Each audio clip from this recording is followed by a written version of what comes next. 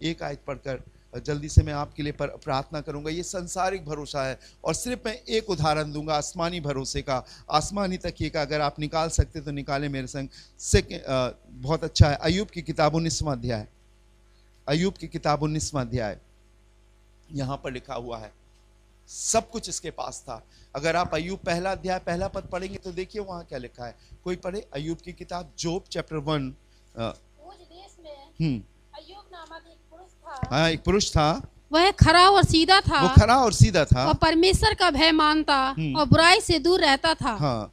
उसके 7 बेटे और 3 बेटियां उत्पन्न हुई। 7 संतानें थी इसके पास। परमेश्वर ने इसे आशीष दी थी, धनवान था, बेशुमार दौलत थी इसके पास, सब कुछ था इसके पास। ऐशो आराम की जो जिंदगी की सारी चीजें इसके पास थी, नौकर चाकर थे इसके पास। लेकिन आपको मालूम है, एक ही दिन में अगर आप इसे पढ़ेंगे घर पे जाकर तो लिखा है सारी इसकी दौलत अगवा कर ली गई, इसके नौकर चाकरों को मार दिया गया, इसके गाय बैलों को दुश्मन के लोग लूट के ले गए, ऊंटों को लूट के ले गए, इसकी संपत्ति सब नष्ट हो गई।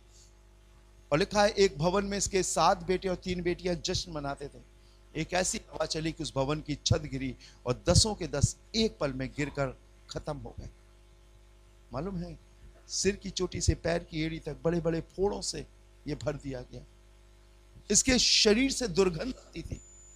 और मालूम है आपको, इसकी पत्नी बोलती है इससे, क्या तू अब भी अपनी खराई पर बना रहेगा? परमेश्वर की निंदा कर मर जाए तो मर जा।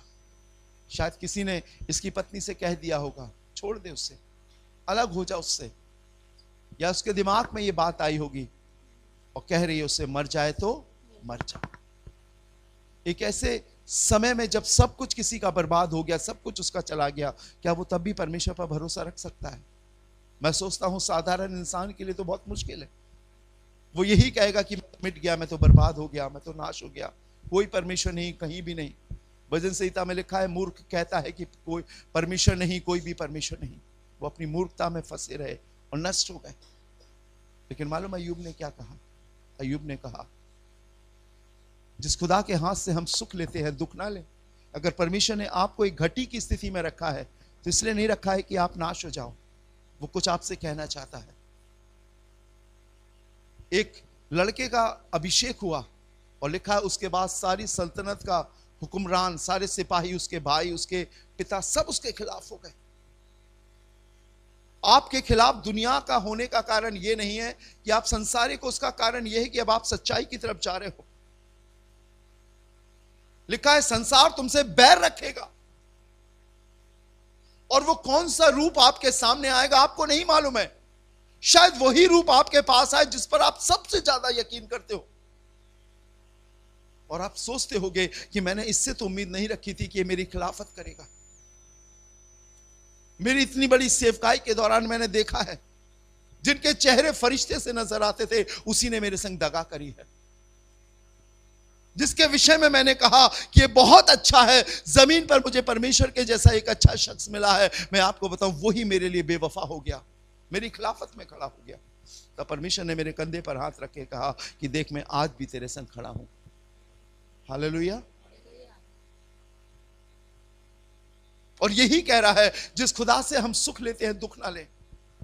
दाऊद कहने लगा, चाहे मैं मौत की वादियों से होकर गुजरूं तो अभी हानि से ना डरूंगा, क्योंकि तू मेरे साथ साथ रहता है।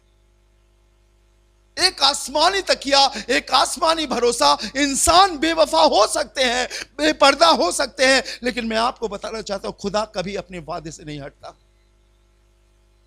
शायद हो सकता आपको आज नजर नहीं आ रहा हो, लेकिन एक दिन नजर जरूर आएगा। लिखा है उस दिन अधूरा मिट जाएगा, हम उसे आमने सामने देखेंगे। हालेलुया। वो एक ऐसा समय आने वाला है।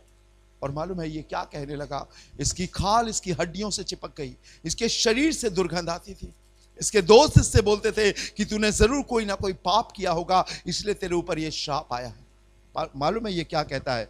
पढ़िएगा मेरे संग अय्यूब की किताब, उसका 19वां अध्याय, जोब चैप्टर 19 वर्स 26 एंड 25, 26वीं और मुझे तो निश्चय है 25वीं आयत। पहले 26वीं आयत पढ़े। हाँ 26 में। हाँ। और अपनी खाल के इस प्रकार और लिखा है, और अपनी खाल के इस प्रकार नाश हो जाने के बाद भी मैं शरीर में होकर यहोवा का दर्शन करूंगा। उसकी खाल उसकी हड्डियों से चिपक गई, मक्खी भिनकती थी, राख पर बैठ गया।